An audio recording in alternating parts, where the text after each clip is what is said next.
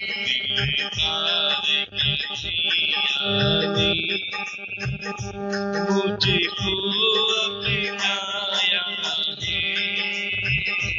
दिलदार कन्हैया सभी बोलेंगे मुझको अपनाया है। रस्ते से उठा करके सीने से लगाया है। रस्ते से उठा करके सीने से लगाया है। ये प्यारे हमारे कर्म इतने अच्छे नहीं जो भगवान सीने से लगा। जाने अनजाने में हम बहुत पाप करते हैं, बेईमानी करते हैं, झूठ कपट बोलते हैं, न जाने कितनों को कष्ट पहुंचाते हैं। मेरे ठाकुर की कृपा, जाने अनजाने में हम एक बार ठाकुर के पास आ जाए बना देता है।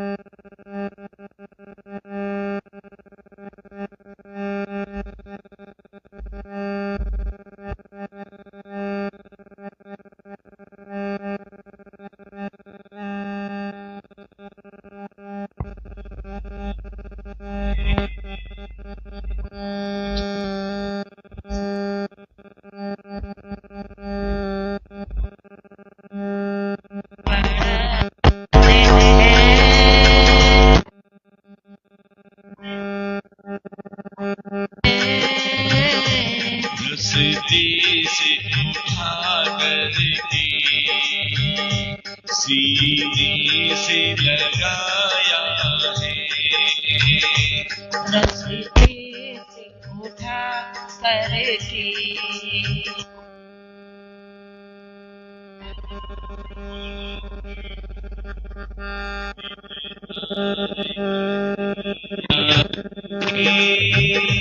मुझको अपनाया है। दिलदार कन्हैया ने मुझको अपनाया है। रस्ते से उठा करके सीने से लगाया है। रस्ते से उठा करके सीने से लगाया है। और प्यारे जब सीने से लगा ले और तुम्हारे दिल बदल जाए तो कभी भूलना मत, यही कहना जो कुछ हूँ आज प्रभु सब तेरी मेहरबानी। जो कुछ हो आज प्रभु सब तेरी मेहरबानी। शत शत है नमन तुझको महाभारत के दानी। शत शत है नमन तुझको महाभारत के दानी। तूने ही दया करके जीवन महकाया है। तूने ही दया करके जीवन में गाया है। रस्ते से उठा करके सीने सीने से लगाया है।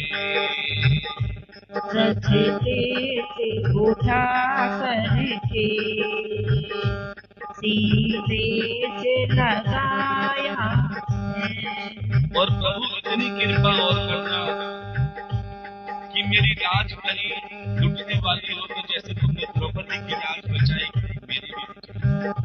जैसे मीरा का मान बढ़ाया मेरा भी बढ़ा। जैसे शबरी ने बुलाया उसकी बिलाई मेरे भी बिलाई। लेकिन आपसे एक विनती है कि मेरा मन न भटक जाए और मेरे ऊपर कोई दाग न लगे। इसकी विशेष कृपा करना, यही कहना प्रभु से, प्रभु रखना लाज मेरी, मेरा मन न भटक जाए।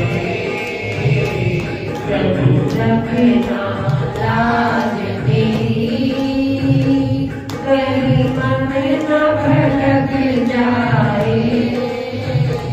बस इतना ध्यान रहे, कोई दाग न लग जाए। बस इतना ध्यान रहे, कोई दाग न लग जाए। बदरंगी न हो जाए जो ये रंग चढ़ाया है। बदरंग न हो जाए जो रंग चढ़ाया है। कंधे से उठा करके सीने से लगाया है। रस्ते से उठा करके सीने से लगाया है। और सच बताएं, जो हरि की शरण में आता है वो सुरक्षित रहता है, जो प्रभु के भरोसे रहता है वो सुखी रहता है। एक बार आप प्रभु के भरोसे करो और कहकर देखो, क्या एहसास है ये मुझको, चरणों में सुरक्षित हूँ।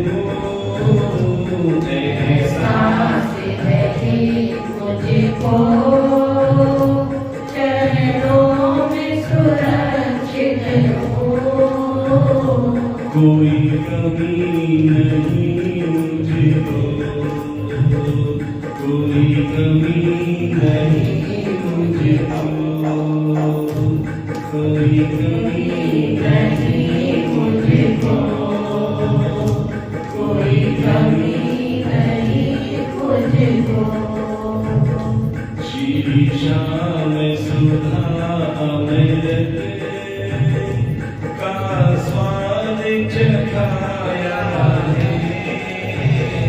श्री श्याम सुधा अमृत का स्वाद चखाया है। रस्ते से उठा करके सीने से लगाया है। रस्ते से उठा करके सीने से लगाया है। दिलदार कन्हैया ने मुझको बनाया है। दिलदार कन्हैया ने मुझको अपनाया है। रस्ते से उठा करके सीने से लगाया है। रस्ते से उठा करके सीने से लगाया है। रस्ते से उठा करके सीने से लगाया है। रस्ते से उठा करके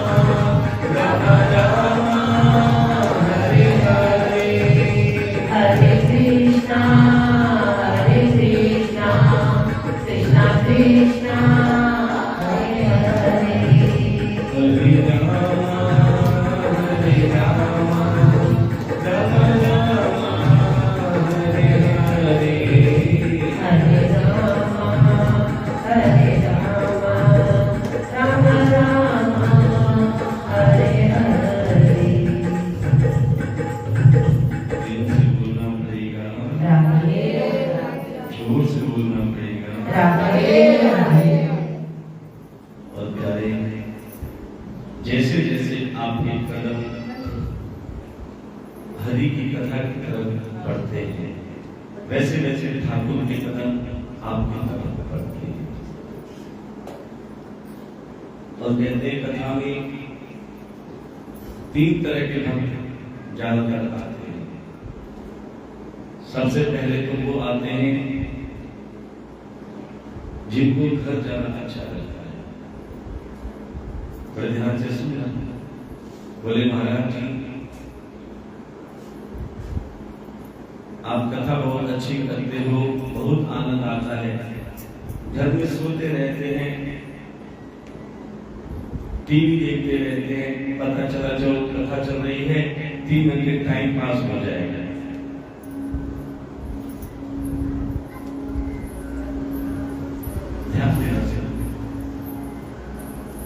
कि जो ये सोच के आते हैं कि केवल टाइम पास के भाव से आए तो डायरेक्ट उन्हें कथा का फल प्राप्त नहीं होगा, क्योंकि भागवत कथा टाइम पास का साधन नहीं है।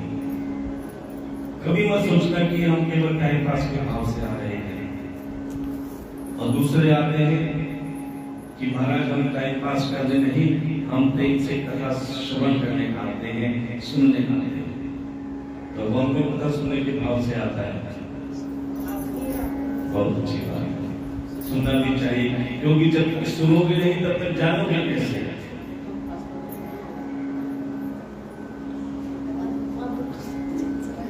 माँ अम्बा रुक्मिणी ने भी कन्हैया को देखा नहीं था, केवल उनकी लीलाओं का वर्णन अपने कानों के छिद्रों द्वारा सुना था, और केवल सुनने के भाव से रुक्मिणी ने कन्हैया को अपना पति मान लिया कि हे कन्हैया, जब तुम्हारी लीलाएं इतनी सुंदर हैं, तुम्हारी रचनाएं इतनी सुंदर हैं, तो जब तुम सामने आओगे तो कितने सुंदर हो। तो कहती है नाम तुम्हारा तारणहारा, नाम तुम्हारा तारणहारा, जाने कब दर्शन होगा, नाम तुम्हारा तारणहारा, जाने कब दर्शन होगा। तेरी रचना इतनी सुंदर, तेरी रचना इतनी सुंदर, तू कितना सुंदर होगा, तू कितना सुंदर होगा। इसीलिए कहते हैं प्यारे, जब इसकी कथा इतनी सुंदर है, इसकी लीला इतनी सुंदर है, तो प्यारे मेरे ठाकुर कितना सुंदर हो। किसी ने एक भगवान के भक्त से पूछा कि आपको कन्हैया क्यों अच्छे लगते हैं, और भी तो देवी देवता है ना। तब उस भक्त ने कहा कि एक बार मैं मंदिर गया और मंदिर में मैंने सभी देवी देवताओं की मूर्तियां देखी। क्या देखा? कि सबके पास कुछ ना कुछ हथियार है। भोले बाबा के पास क्या है? त्रिशूल, डमरू रही, साथ में क्या है? त्रिशूल।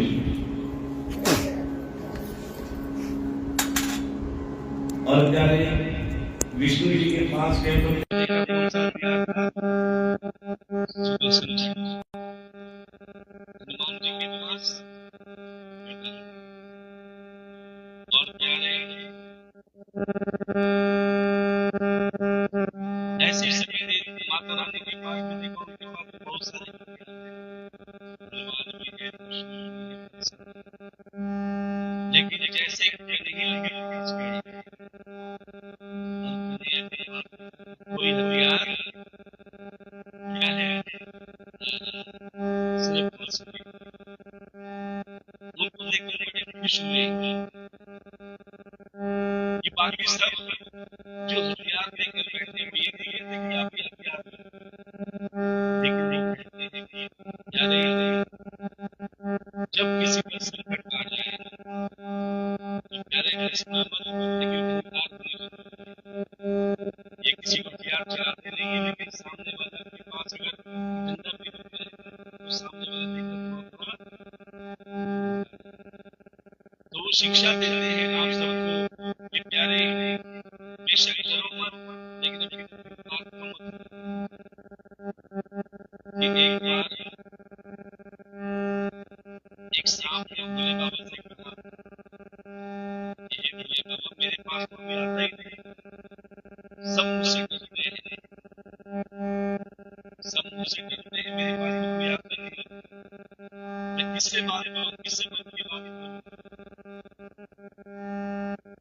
भोले बाबा ने कहा एक बात है, लेकिन तुम तो डरते हो, यही डर है। बोले बाबा एक काम करो, मेरा ये डसना बंद कर दो, मेरा ये डसने का स्वभाव बंद कर दो। बोले बाबा ने बोला ऐसा भी मत करो, ये डसना छोड़ दो, मैं तो दुनिया तुम्हें जीने नहीं दे। बोले नहीं, मैं चाहता हूँ कि मेरी से लोग जीने, मेरे से बात करें, मेरे से डरे नहीं, आप एक काम करो, मेरा ये डसना बंद कर दो। बोले बाबा ने कुछ समय के लिए ये भी करके देख लो कि कोई समय तक तुम्हारा मैं डसना बंद कर देता हूँ। जैसे ही सांप का डसना बंद हुआ, वैसे तो सब सांप से बच के चले रहते, लेकिन जैसे ही सबने देखा कि सांप का डसना छोड़ दिया,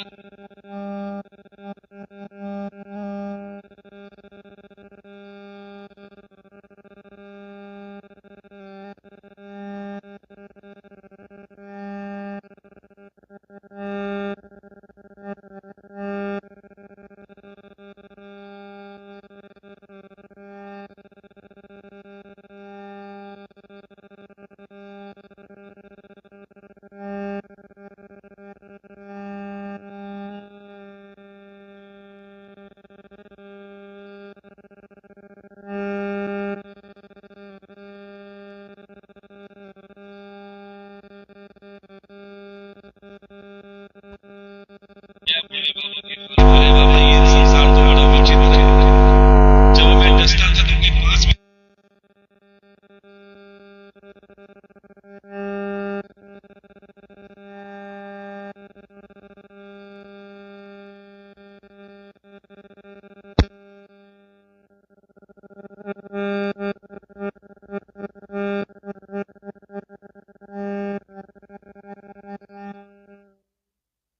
कम से कम तुम्हारा सबसे बड़ा हथियार है तुम्हारा स्वाभिमान। अपने स्वाभिमान को कभी कम मत होने देना। अब प्यारे जैसे ठाकुर के पास में गए, ठाकुर जी से कहने लगे हे गोविंद सबके पास हथियार है, क्या तुम्हें हथियार की जरूरत नहीं? तब कन्हैया कहने लगे मेरे पास एक ही हथियार है प्यारे, वो है प्रेम। कि जहां कोई शब्द नहीं चलता प्यारे वहां पे झुकने से काम चल जाता है, प्रेम से काम चल जाता है। कि कोई सामने वाला कितना ही बोल रहा हो, अगर आप शांति से सुनते रहोगे तो प्यारे कुछ समय बाद वो भी शांत हो जाए। आपने एक चीज देखी है कि ये बल्ब भी कब चल रहा है, जब एक तार गर्म है और एक तार ठंडा है। जब दोनों तार गर्म हो जाएंगे तो क्या होगा? ब्लास्ट हो जाएंगे। इसी प्रकार प्यारे जीवन की दो भी पति पत्नी भी होते हैं ना, अगर एक गर्म हो तो एक शांत हो जाए, और दोनों अगर गर्म हो जाएंगे तो प्यारे फिर पड़ोसी तमाशा नहीं। इसीलिए प्यारे बड़े प्रेम से, बड़े भाव से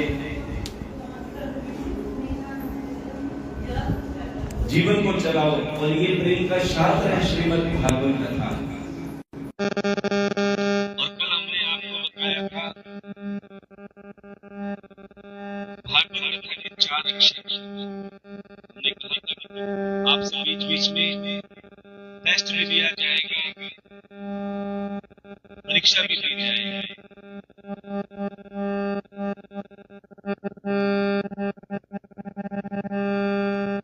कि तुम्हें 7 दिन की कथा समझ ना आए जरूरी नहीं, लेकिन अगर तुमने भागवत कथा के एक शब्द को भी समझ लिया और समझा ही नहीं, उसे जीवन में उतार दिया, तो तुम्हें संपूर्ण भागवत कथा जैसे भगवान सरल है वैसे उनकी कथा सरल है, बस उसे जीवन में उतार। तो कल हमने आपको भागवत कथा के 4 अक्षर बताए थे।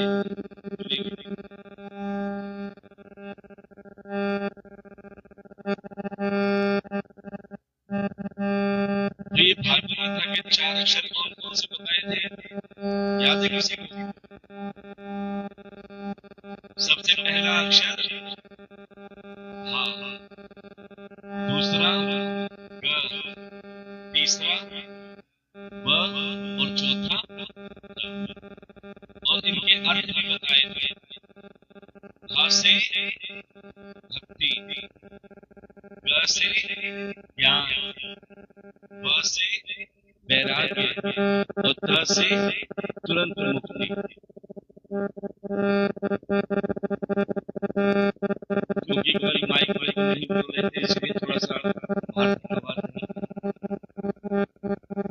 तो इन 4 अक्षरों का जो रहस्य है, अर्थ है, वो भी समझ लेना कि भा से भक्ति, ये भक्ति क्या है? कैसे पता चले कि हम भक्त बन गए? कैसे पता चले कि हमारे अंदर भक्ति जागृत हो गई? तो इसका सबसे बड़ा लक्षण कल बताया था कि जितना प्रेम तुम अपने बच्चों से करते हो, जितना प्रेम तुम अपने बच्चों से करते हो, जितना प्रेम तुम अपने परिवार से करते हो, जितना प्रेम तुम अपनी धन दौलत से करते हो, यदि उतना ही प्रेम मेरे गोविंद से हो जाए तो प्यारे तुम्हारी भक्ति जागृत हो जाए। इसे केवल मूर्ति मत समझो, इसे अपने पुत्र मानो, भाई मानो, पिता मानो, सखा मानो, इसे भगवान मत मानो। क्यों? क्योंकि जो इसको भगवान मानता है प्यारे उसे बहुत दूर है।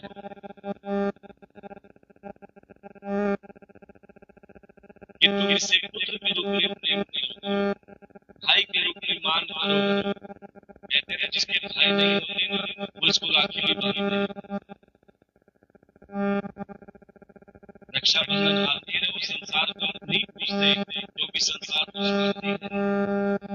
थोड़े से तुम गरीब हो और तुम्हारे घर अगर भाई ना हो और दूसरे चाचा ताऊ के पैसे वाले हो तो क्या कहते हैं? लेने के लिए कड़वी बात है, लेकिन सत्य है। इसी चक्कर में कहते हैं संसार को क्यों अपना बनाए, यानी वो ठाकुर को ही राखी जैसे द्रौपदी की लाज बचाई, क्योंकि द्रौपदी संसार को छोड़ कर तेरे पास आई। ऐसे ही हमने तुझे अपना बनाया है कि संसार तो केवल मजाक उड़ाता है, संसार तो केवल कहते हैं ये संसार कैसा है, तुम्हारे दुखों को देख हंसता है, अच्छा हुआ उनके साथ ऐसा ही नहीं चला। और थोड़ा सा सुख आ जाए, ओहो, वो अपने दुख से दुखी नहीं होगा जितना दूसरों के सुख से परेशान होगा। ऐसे संसार को अपने दुख बिल्कुल मत बताओ। तुम जितना बताओगे अपने संसार को प्यारे, उतना ज्यादा तुम्हारा मजाक उड़ाएंगे। तुम सोचते हो कि ये संसार हमारे जख्मों पे मरहम लगाएगा, प्यारे वो हाथ में नमक लिए बैठा है, और जो मरहम लिए बैठा है प्यारे, उसके पास इंसान आने को नहीं आता, कदम नहीं बढ़ते। क्यों कदम नहीं बढ़ते? बोले महाराज कथा में आ तो जाए, लेकिन कई समस्याएं आगे आ जाती है। पास में कथा हो रही है, मन भी करता है आने का, लेकिन समस्या ऐसी कि आकर नहीं आ पाते, चाहकर भी नहीं आ पाते। क्यों नहीं आ पाते? क्योंकि प्यारे अभी तुम्हारे बड़े सत्कर्मों का जो खाता है ना, कम होना। कथा में वही आता है प्यारे जिसके पुण्य जागृत होते हैं, जिसके सत्कर्म सामने आते हैं, और जिसके पुण्य जागृत होते हैं प्यारे, उस पर भगवान की कृपा हो जाती है प्यारे। फिर चाहे वो कितनी ही दूर रहे, मेरा ठाकुर से भागवत कथा में बुला ही आता। इसीलिए कहते हैं जिसे जनता चुनती है वो विधानसभा में बैठता है, जिसे जनता चुनती है वो विधानसभा में बैठता है, और जिसे मेरा ठाकुर चुनता है केवल वही भागवत कथा होता है। ये मेरे ठाकुर ने आपको चुना है, इसीलिए कहते हैं प्यारे ये संत समागम बार बार नहीं मिलते। न जाने कितने पुण्य जागृत हुए हैं, तब तुम्हें भागवत कथा सुनने का सौभाग्य। दुनिया की तक सारी जिंदगी सुनोगे, लेकिन एक बार भगवान की चर्चा भी सुनकर देखो, भगवान की कथा सुनकर देखो। और जिसने ये कथा अपने अंदर उतार दी, हम बार बार कहते हैं उसके अंदर कथा नहीं, प्यारे उसके अंदर मेरा ठाकुर, फिर वो यहाँ से खाली हाथ नहीं जाता प्यारे, अपने गोविंद को साथ लेकर। इसीलिए प्यारे कि सबसे पहले अपने अंदर भक्ति जागृत हो, और भक्ति तभी आती है कि हम अपने पुत्र से मिलने आए हैं, हम अपने भाई से मिलने आए हैं, हम अपने पिता से, अपने सखा से मिलने जा रहे हैं। ये मत सोचना इनके कथा सुनने। और प्यारे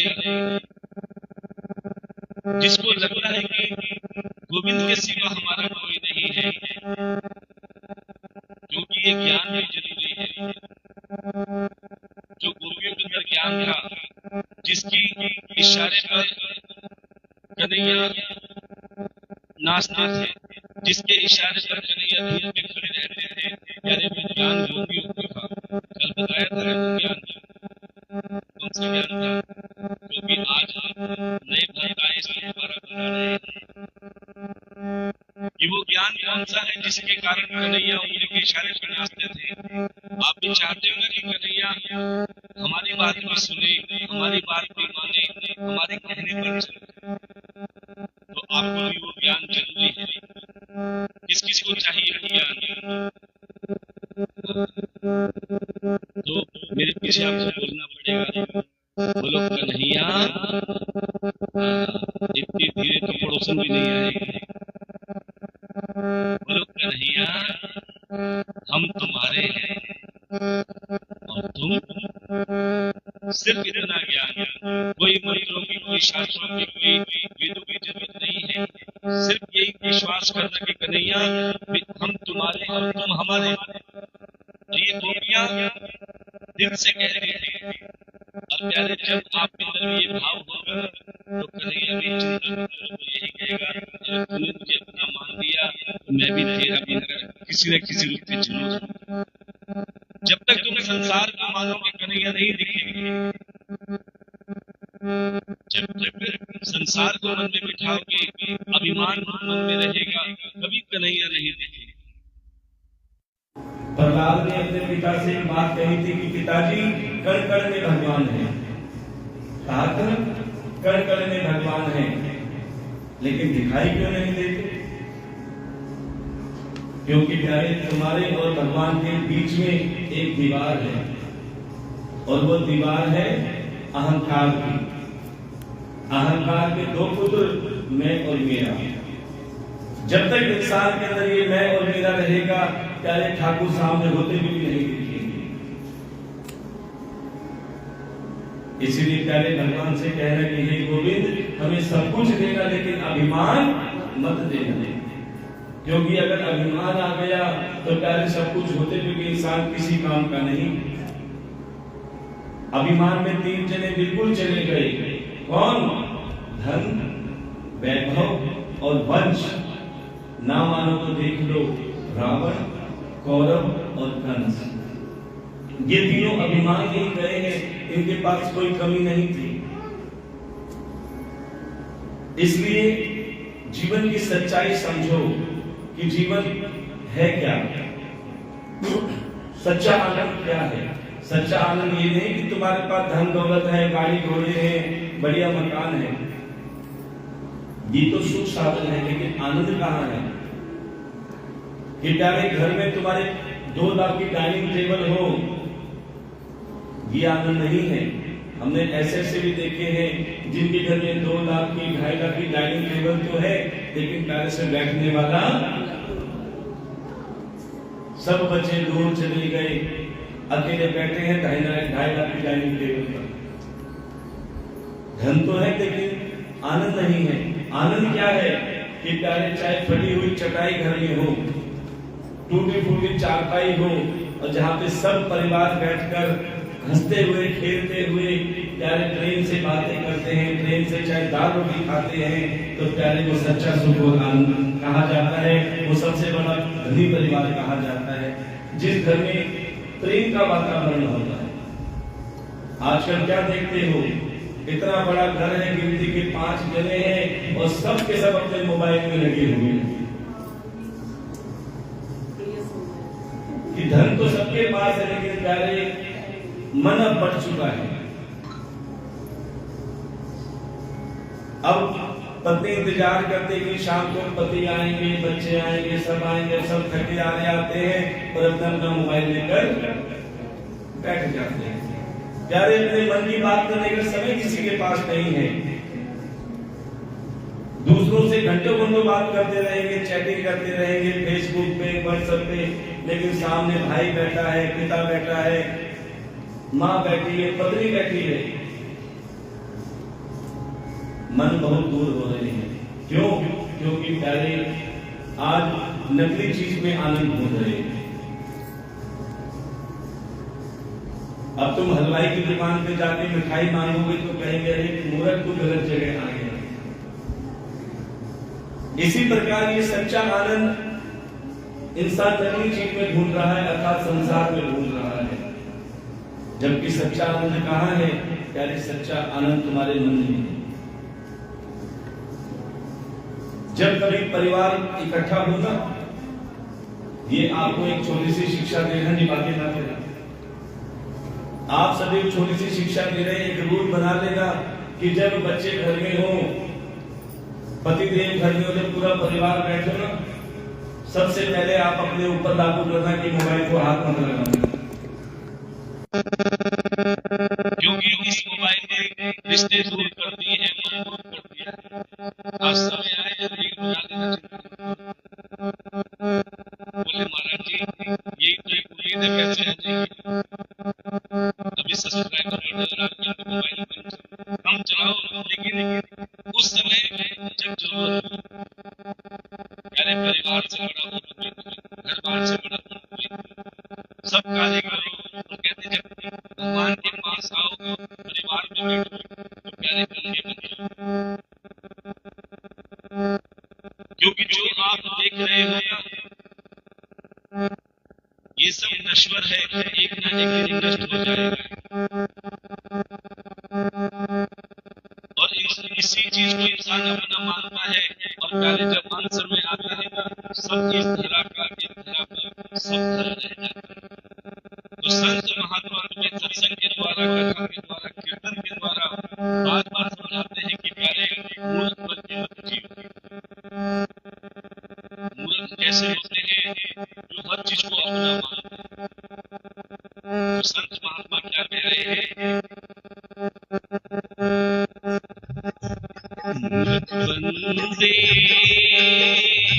क्या है जग में तेरा, तो मूर्ख बंदे क्या है जग में तेरा, तो मूर्ख बंदे क्या है जग में तेरा, मूर्ख बंदे क्या है जग में तेरा, ये तो सब झूठा सपना है, ये तो सब झूठा सपना है, ये तो सब झूठा सपना है, ये तो सब झूठा सपना है, क्या तेरा क्या मेरा, ओ मूर्ख बंदे क्या है जग में तेरा, ओ मूर्ख बंदे क्या है जग में तेरा। और प्यारे आज का इंसान धन दौलत छोड़ने में लगा है, कोठी बंगले बनाने में लगा है, लेकिन वो ये भूल गया दिन पर दिन हमारी सांसें कम हो रही है, दिन पर दिन हमारा समय कम हो रहा है। यानी कुछ वो भी जोड़ दो जो साथ जाएगा, इंसान वो जोड़ रहा है जो छूट जाएगा। क्या कितनी भी माया जोड़ ले, कितने भी महल बना ले, जितने भी माया जोड़ ले, सभी बोलेंगे कितने भी महल बना ले, कितने भी माया जोड़ ले, कितने भी महल बना ले, जितनी भी माया जोड़ ले, कितने भी महल बना ले, पर तेरे मरने के बाद भी क्या करते घर वाले, पर तेरे मरने के बाद भी क्या करते घर वाले, हाँ पर तेरे मरने के बाद भी क्या करते घर वाले, पर तेरे मरने के बाद भी क्या करते घर वाले। देखो घर वालों की सच्चाई बताते हैं। एक माता पिता अपने 4 बेटों के लिए पूरी जिंदगी लगा देता है, अरे इस बेटे का मकान, अरे इसकी नौकरी लग जाए, इसकी शादी अच्छे से हो जाए, किसी की फैक्ट्री किसी की दुकान करने में पूरी जिंदगी बिता देते हैं। लेकिन वही बच्चे क्या करते हैं, जब बच्चे बड़े हो जाते हैं इंतजार करते हैं कि ये कब मरे तो कब हमारा हिस्सा हमें। और आज कल तो जिंदगी की लड़ाई यही है, बोले बाद में मरने का कोई इंतजार ना करे, पिताजी माताजी अभी हमारा हिस्सा। और क्या होता है, ये कड़वी सच्चाई है, ध्यान देना। जब बूढ़े माता पिता की मृत्यु होती है, उसके पुराने कपड़े बहा दिए जाते हैं, पुराने बिस्तर भी बहा दिए जाते हैं, और जो बूढ़े माता पिता के नाम कागज होते हैं मकान के बहा देते हैं। अच्छा उनके पास जो रूम होते हैं समझते हो, हाँ वो भी बहा देते हैं। तो सोचो ये इंसान किससे प्रेम करता है? यार ये प्रेम जब तक तुम्हारे शरीर में प्राण है, जब तक प्राण होगा तो तुम्हें कोई पत्नी, कोई माँ, कोई बहन, कितने लोगों में पहचानेगा। और जब इस शरीर से प्राण निकल गए, यार कोई 1 घंटा भी नहीं रखेगा, ये कड़वी सच्चाई है। इसीलिए संत महात्मा कहते हैं, कितनी भी माया जोड़ ले, कितनी भी महल बना ले, कितनी भी माया जोड़ ले, बना ले, पर तेरे मरने के बाद में क्या करते घर वाले, पर तेरे मरने के बाद में क्या करते घर वाले, क्या करते हैं बताएं? 2 गज कपड़े उड़ा के तुझको, 2 गज कपड़े उड़ा के तुझको, 2 गज कपड़े उड़ा के तुझको, 2 गज कपड़े उड़ा के तुझको, छीन लेंगे तेरा डेरा। ओ मूर्ख बंदे क्या है जग में तेरा, ओ मूर्ख बंदे क्या है जग में तेरा।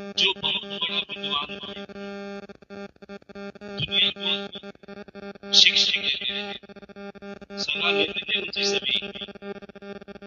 लेकिन कई बार ऐसा होता है कि दुनिया को सलाह देने वाले उनकी इज्जत घर में कहते हैं, घर का जोगी जोगना, बाहर का जोगी से। अब आत्मदेव की इज्जत तो बाहर बहुत होती थी, लेकिन एक महीने का नाम धुंधली का नाम था। अच्छा, धुंधली का अर्थ क्या है? पहले नाम भी ऐसे रखते थे जो नाम का कोई ना कोई अर्थ होता था। किसी का नाम धनवती, धनवती का मतलब इसके पास धन बहुत है। किसी के नाम लक्ष्मी रखते थे, कहते थे लक्ष्मी नाम होगा तो, और होती भी थी।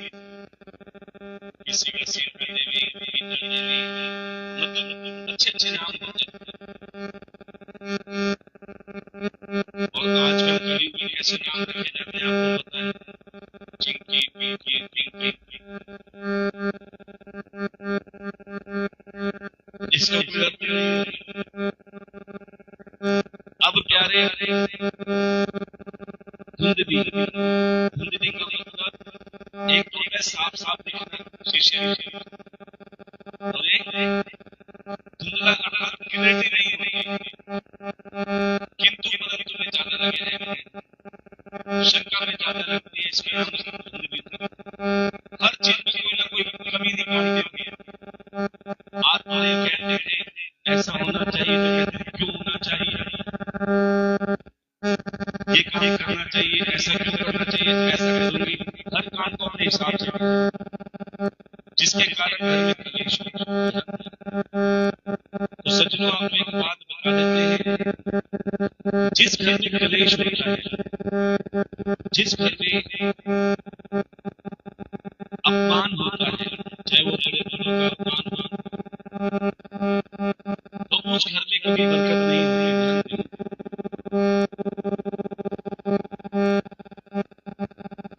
उस घर में कभी लक्ष्मी का वास नहीं होता।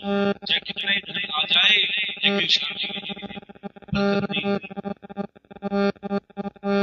ऐसे ही आत्माएं के साथ, जैसे घर में आते थे, चाहे धुंधली चीची करना चालू कर देते थे, कलेश करना चालू कर देते, जिसके कारण ना तो घर में बरकत थी और ना ही कोई संतान। अब धुंधली बार बार ताने मारती थी।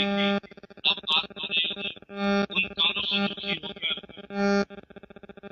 घर छोड़ने का भी विचार करा दिया और जीवन को त्याग करने का भी विचार। कहते हैं ऐसे संसार छोड़ो, अच्छा भगवान कृष्ण चले जाएंगे।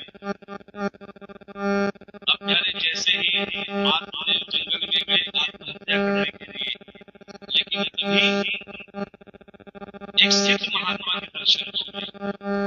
कहते हैं जब जीवन में संकट आते हैं ना, तो भगवान किसी न किसी रूप में तुम्हारे पास संत महात्मा को जरूर भेजते हैं। लेकिन प्यारे, उन्हें पहचानने की नजर चाहिए। अब जैसे आत्मदेव ने देखा कि बहुत सिद्ध महात्मा है, आत्मदेव ने तो कहते हैं जब संतों के चरण पकड़ लेते हैं ना, तो समझ लेना आपने भगवान के चरण, क्योंकि संत महात्मा को परमात्मा का रूप कहा गया है, क्योंकि वो कथा के द्वारा तुम्हें भगवान का दर्शन। इसीलिए कहते हैं गुरु गोविंद काफी नाम गुरु गोविंद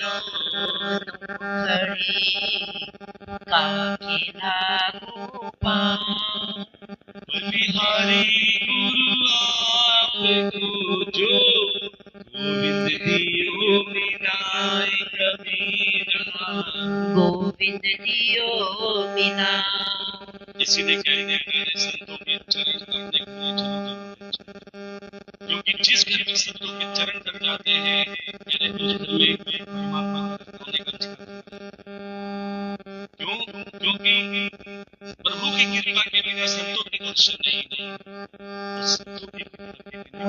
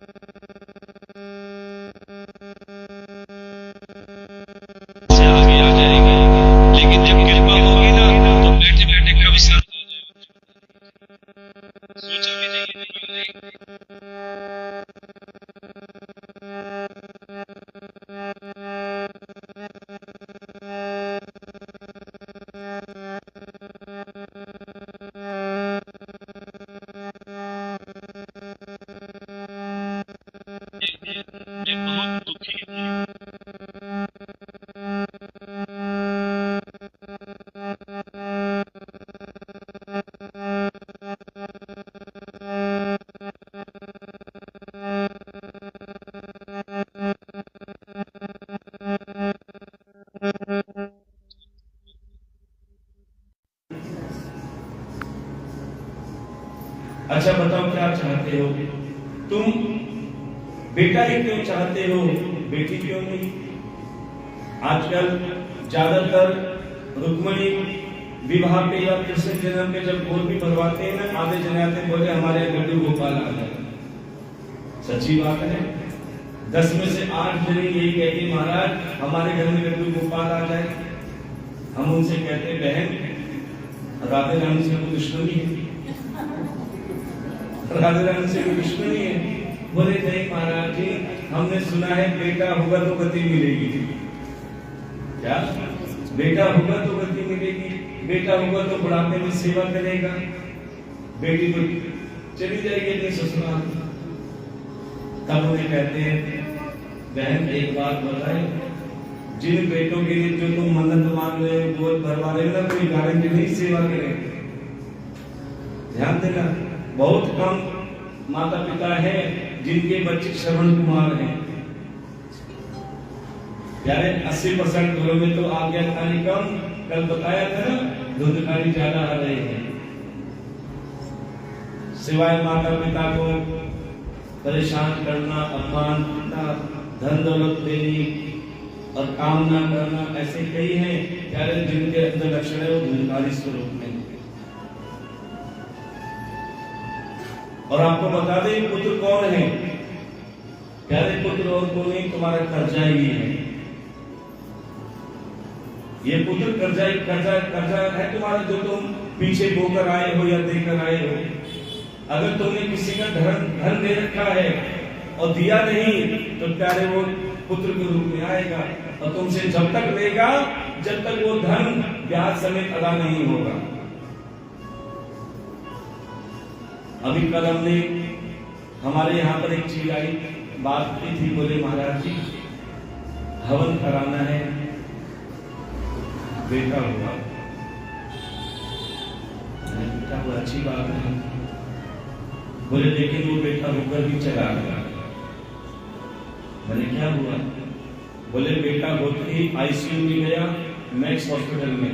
मैक्स का नाम तो तुमने सुना ही होगा। कह रहे 27 दिन तक रहा था, 18 लाख रुपए लग गए। 27 दिन तक रहा था, 18 लाख रुपए लग गए और उसके बाद में भी मां ने गोद में भी नहीं खिलाया। समझ आई? ये भी गोद में भी नहीं आया और 18 लाख रुपए लेकर क्या कर जाए। कई बेटे जीते जी देते हैं, कई ऐसे चले जाते हैं, कई बहुएं बनकर आती हैं, 2-4-6 महीने रहती हैं, जितना लाती है उससे 4 गुना लेकर क्या ये भी कर जाए। और कई बेटे ऐसे हैं जो जब तक रहते हैं तब तक लेते हैं। तो प्यारे जाने अनजाने में दिया वाला कर्जा है। और अगर तुमने पिछले जन्म में किसी की सेवा की है तो प्यारे वो कर्जा भी बेटा बनकर तुम्हारी सेवा करेगा, तुम्हारा मान सम्मान बढ़ाएगा। ये भी जिसे कहते हैं पुत्र कपूर। और ये पुत्र कपूर कैसे होते हैं प्यारे? तुम्हारे कर्मों का फल होता है। अब वो महात्मा जी समझा रहे कि ज्यादा बेटों के चक्कर में मत पड़ो, बेटियों को भी मौका दो। और सच बताएं, बेटियां बेटों से ज्यादा कामयाब भी होंगी और तुम्हारी सेवा भी करेंगी। ये हमने देखा है, जब पिताजी काम से रात को घर आते हैं ना तो बेटा जागा भी होगा ना, टीवी देख रहा होगा तो आंख खोल करके सो जाएगा, कहीं पानी में भी ना पड़ जाए। और बेटी सच में अगर सोई भी होगी तो प्यारे पिता के पैरों की आहट से ही उठ जाएगी और पानी का गिलास लेकर आएगी, तो पिताजी पानी पिए, भोजन बना देते हैं।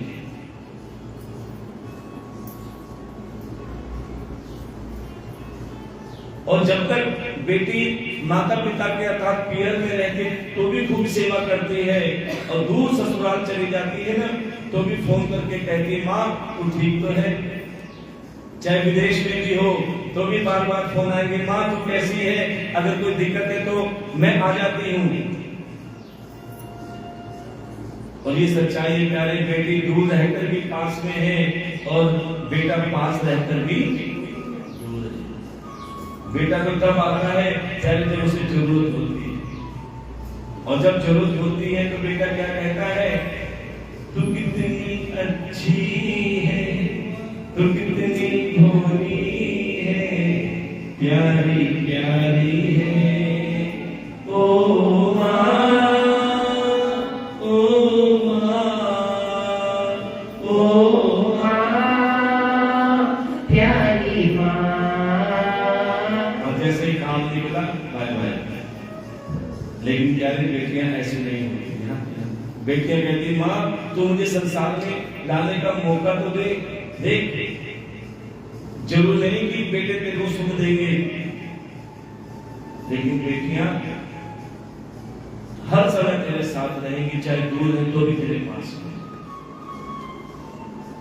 अब आत्मदेव को महात्मा जी समझा रहे, लेकिन आत्मदेव कहाँ समझने वाले, क्यों?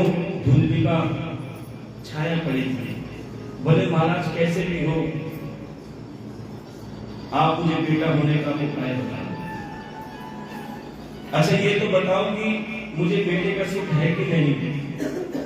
जैसे सिद्ध महात्मा ने ध्यान लगाया, बोले अरे आत्मदेव तेरे इस जन्म में तो क्या, 7 जन्म में भी पुत्र का सुख नहीं है। अब तो आत्मदेव ने जोर से चरण पकड़े, बोले महाराज यहाँ पल का भरोसा नहीं, और तुम 7 जन्मों की बात करते हो, इसका मतलब तुम पुत्र होने का उपाय भी बता सकते।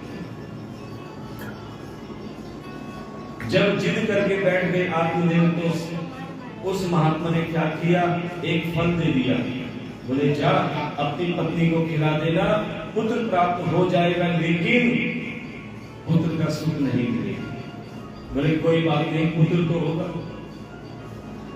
अब वो आत्मदेव फल देकर अपनी पत्नी धुंधली के पास गए। अरे भगवान दे, मैं पुत्र होने का उपाय ले आया, पुत्र होने का उपाय ले आया, तो ये फल खा ले, पुत्र हो जाएगा। अब धुंधली, जिसको कोई साफ साफ नहीं दिखता, हमेशा शंका में रहती है, कहते हैं हर चीज का इलाज है, लेकिन वहम का कोई इलाज नहीं। अब धुंधली ने सोचा, ओहो मुझे पता लग गया ये कैसा फल लाए हैं, जरूर इस फल में जहर मिला के लाए होंगे, मुझे खिला के मार देंगे, दूसरी शादी करेंगे और पुत्र प्राप्त हो जाएगा। लेकिन मैं ऐसा नहीं होने दूंगा। इस चक्कर में धुंधली के बहन के कारण वो फल ही नहीं खाया। क्या किया, आंगन में गौ माता बंदी थी, अरे ले गौ माता तू खा, उस गौ माता को खिला दिया। कुछ समय बाद धुंधली की एक बहन थी, जिसको संतान होने वाली थी। उससे वाली बहन देख, ये प्रसव की पीड़ा मैं नहीं सह सकती, मैं कष्ट नहीं सह सकती, काम करना, तू अपनी संतान मुझे दे देना, इसके बदले में मैं तुझे बहुत धन दूंगी। उसकी बहन लालची थी, सो मान गई। अब प्यारे, जब उसकी बहन को संतान हुई, बहुत सुंदर पुत्र हुआ, आधी रात को वो बालक धुंधली को भेज दिया। अच्छा धुंधली भी पक्की 9 महीने तक पेट में एडजस्टमेंट करती रही, कभी कपड़ा बांधा, कभी कुछ किया कि समाज को ये ना हो कि कहां से आए। अब जैसे ही उसकी बहन ने वो पुत्र धुंधली को दे दिया, ये शुभ समाचार आत्मदेव को सुनाया कि अभी तुम पापा बन गए हो। अब आत्मदेव बड़े खुश हुए, हो मैं तो पापा बन गया, सबको खबर कर दी। अब आत्मदेव ने सोचा कि मैं अपने पुत्र का नामकरण स्वयं करता हूं।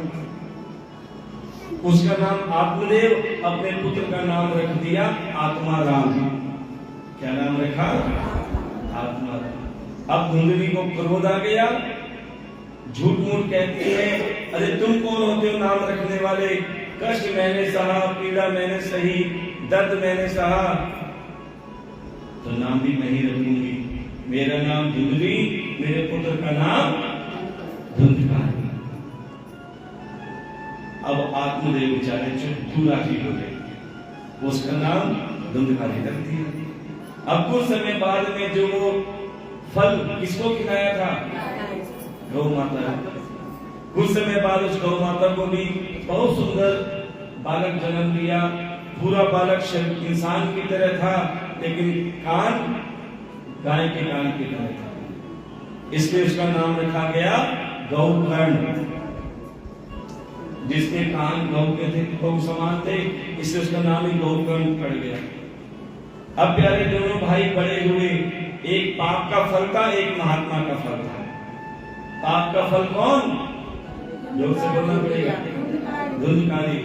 और महात्मा का फल गौकर्ण। अब प्यारे जो पाप का फल था, प्यारे वो कुकर्मों में पड़ने लगा, बुरी संगत में चला गया, चोरी करने लगा, डाका डालने लगा, मदिरा पान करने लगा। और जो गौकर्ण थे प्यारे वो संतों की शरण में चले गए, संतों की सेवा में लग गए, मंदिर जाए, कभी कथा में बैठे और संतों की सेवा करते करते प्यारे वो ऐसे संत बन गए, वो जगह जगह छोटी छोटी कथाएं करने लगे, उनको सब जानने लगे।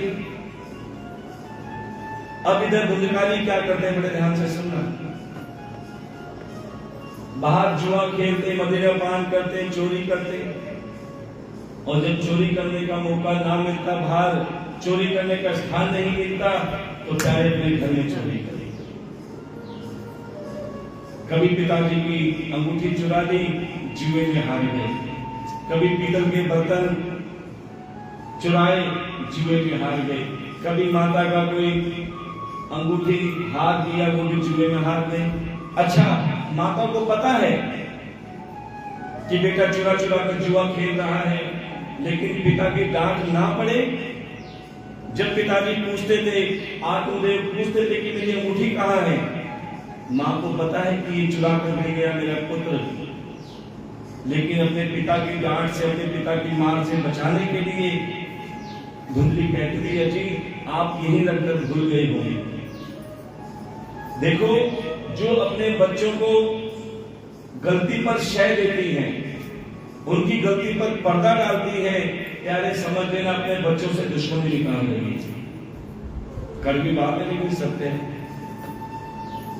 आपसे पूछते हैं, एक तुलसी का पौधा धूप में रखो, और एक तुलसी का पौधा एयर कंडीशन मकान में रखो, तो कौन सा पौधा खिलेगा? कौन से बना? धूप वाला। और जो एयर कंडीशन में, उसका क्या हाल होगा? मुरझा जाएगा। ऐसे तुम्हारे बच्चे हैं, ध्यान देना। जो तुलसी का पौधा धूप में रखा है ना, उसे धूप भी लगेगी, हवा भी लगेगी, आंधी भी आएगी, बारिश भी झेलेगा, अर्थात उसे संघर्ष करना आ जाएगा। और जो एयर कंडीशन में सारा दिन रहता है, प्यारे वो संघर्ष नहीं कर पाता, इसलिए वो मुरझा जाता है। और ये पौधे कौन है? प्यारे तुम्हारे बच्चे हैं। जो एयर कंडीशन में पौधे हैं वो कौन से हैं? प्यारे वो तुम्हारे लाडले बच्चे हैं। अरे बेटा बाहर मत जा, धूप है, अरे ये काम मत कर, तू थक जाएगा। अपनी छाती से लगा के रखते हैं। प्यारे वो शरीर से तो बड़े हो जाते हैं, लेकिन वो दिमाग से बड़े नहीं होते। फिर वो काम से कतराते हैं, ध्यान देना, क्योंकि तुमने हमेशा उसे लाड प्यार में रखा, गलती करती कोई बात नहीं। अरे एक माँ को देखो, जब छोटा सा बच्चा बीमार हो जाता है, उसमें भी वो माँ सख्त बन जाती है। कोई माँ चाहती है कि बच्चे को सुई लगे, लेकिन दिल पे पत्थर रख के डॉक्टर के पास ले जाती है, डॉक्टर साहब इसे सुई लगा दो। उस कठोरता में भी बच्चे की भलाई होती है। अरे एक चिड़िया भी अपने बच्चों को तब तक चोंच में दाना डालती है जब तक वो उड़ना नहीं सीख लेते, और उड़ने के बाद में वो चिड़िया अपने बच्चों को चोंच में दाना डालना बंद कर देती है। अब अपनी व्यवस्था खुद कर, और प्यारे जब वो अपनी व्यवस्था खुद करने लग जाएंगे, तो प्यारे वो अपने पैरों पर भी खड़े हो जाएंगे। कब तक उसे लाड में पालते रहोगे? और प्यारे वही तुम्हारा दुख का कारण बनेगा आने के बाद। तो यही धुंधली के साथ हुआ। हर बार आत्मदेव से कहते थे कि जी आप अंगूठी यहाँ रखकर भूल गए होंगे, तुम ये सामान रखकर भूल गए होंगे। एक बार क्या हुआ, आत्मदेव रास्ते में जा रहे थे, कुछ जुआरी जुआ खेल रहे थे और एक लड़के के हाथ में उस आत्मदेव की सोने की अंगूठी। तब आत्मदेव ने कहा, अरे ये अंगूठी तुम्हारे पास कैसे आई? इतना सुनते ही वो जुआरी आत्मदेव से कहने लगा, क्या तुम धुंधकारी के पिता हो? बोले, तुम्हें कैसे पता? बोले, उसने कहा था इस अंगूठी को मेरे पिताजी के अलावा कोई नहीं जानता। अब सच्चाई बताए, ये अंगूठी नहीं, तुम्हारे पूरे घर का सामान हमारे पास है, क्योंकि तुम्हारा बेटा घर से चीज चुराता है और प्यारे हमारे यहाँ चुरी में हार जाता है। अब तो आत्मदेव को क्रोध आ गया और मन में एक बात और भी थी कि मेरे बेटे की गलती नहीं है। क्यों? क्योंकि उसकी मां अगर उस गलती पर पर्दा नहीं डालती तो ये बच्चा सुधर जाता। उसने उसको शहद दिया, इसलिए बिगड़ गया।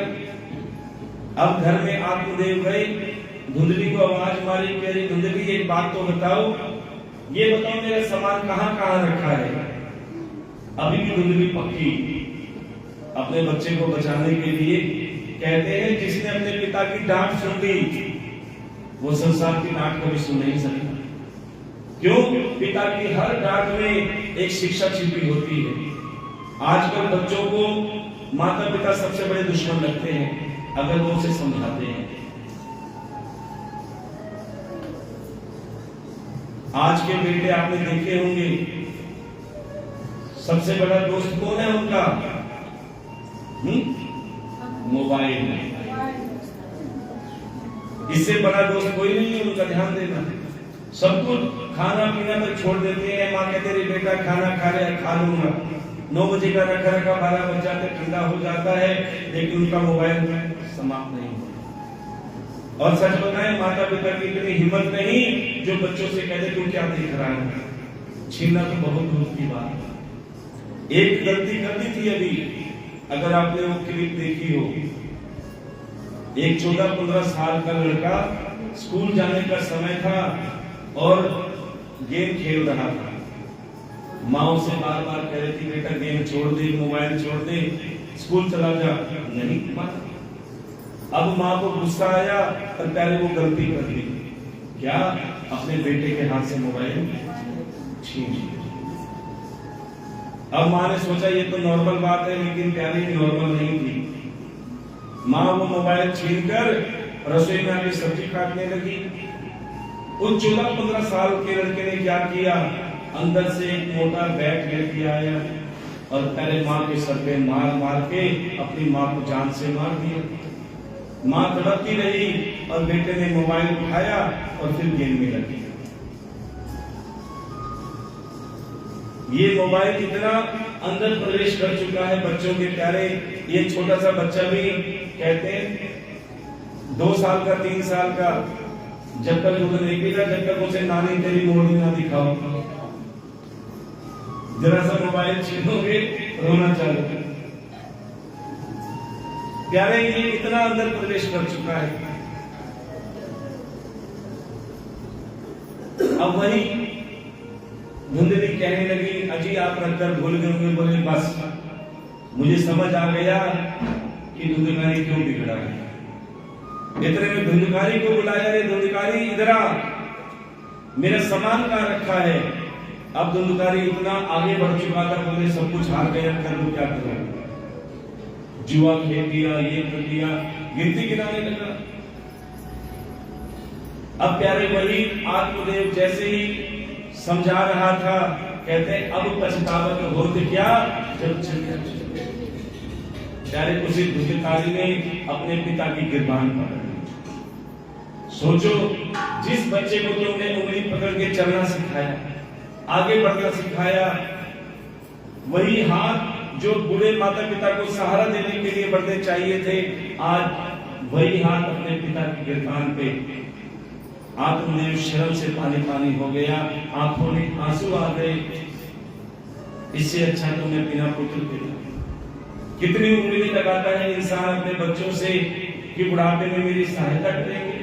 बुढ़ापे में हमारी सेवा करेंगे, और प्यारे जो वही बच्चे बड़े होकर माता पिता का अपमान करते हैं तो उनके दिल पर क्या बीतती। अब धुंधली को भी अपनी गलती पर एहसास हुआ कि हाँ, ऐसा नहीं होना चाहिए था। जैसे धुंधली अपने पुत्र धुंधकारी के सामने आई, अब धुंधकारी ने अपनी मां को इतना मारा उसका देहांत हो गया। अब पत्नी की मृत्यु देखकर बोले मेरा जीना बेकार है, रहना बेकार है, आत्मदेव भी घर छोड़ के चला गया। अब माता पिता दोनों गए, अब धुंधकारी घर का राजा बन गया। माता पिता का पेट नहीं भर पाया, घर में 5-5 वेश्याओं को लिया गया। आज हर इंसान इन्हीं 5 वेश्याओं को पाल रहा है। ये 5 वेश्याएं कौन है? काम, क्रोध, लोभ, मोह, अहंकार। इन्हीं के चक्कर में इंसान पागल हो रहा है। अब उन्हीं 5 वेश्याओं को पालने के चक्कर में धुंधकारी बड़ी चोरी करने लगा। एक बार तो धुंधकारी के हाथ में राजा का खजाना लग गया। जैसे ही 5 वेश्याओं को दिया, 5 वेश्याओं ने सोचा अरे इतना राजा का खजाना लेकर आया है, अगर ये पकड़ा गया तो हमारा नाम ले देगा कि इनके पास है। अब 5 वेश्याओं ने सोचा ना रहेगा बांस ना बजेगी बांसुरी। अब 5 वेश्याओं ने क्या किया? जो धुंधकारी चारपाई पे सो रहा था उसके हाथ पैर बांधे और खूब मोटे मोटे डंडे मारने लगी 5 वेश्याएं। तब भी मृत्यु नहीं हुई। अब अंगीठी जल रही थी, प्यारे अंगीठी में से बर्तन में अंगारे भरे, एक ने मुंह खोला, सारे अंगारे मुंह में डाल दिए। तड़पने लगा लेकिन मृत्यु नहीं आई। क्यों? क्योंकि भगवान को ऐसे आदमी की जरूरत, अच्छे आदमी को भगवान जल्दी बुला लेता है, ध्यान देना। और जो सज्जन आदमी हो, जो ऐसे पीकर दंगा करते हैं, लड़ाई झगड़ा करते हैं, इतनी जल्दी इनकी मृत्यु भी नहीं आई। अब धुंधकारी की मृत्यु नहीं हुई, और जब मृत्यु हुई तो मुक्ति नहीं हुई। अभी पहले कहती है मुझसे पूछा शायद है कि नहीं यहाँ पर?